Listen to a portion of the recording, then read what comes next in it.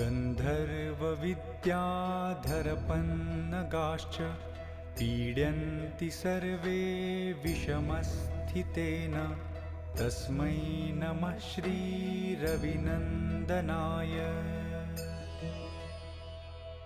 नरानरेन्द्राः पशवो मृगेन्द्रा वन्याश्च ये कीटपतङ्गभृङ्गाः पीड्यन्ति सर्वे विषमस्थितेन तस्मै नमः श्रीरविनन्दनाय। देशाश्च दुर्गाणि वनानि यत्र सेनानिवेशाः पुरपत्तनानि पीडन्ति सर्वे विषमस्थितेन तस्मै नमः श्रीरविनन्दनाय।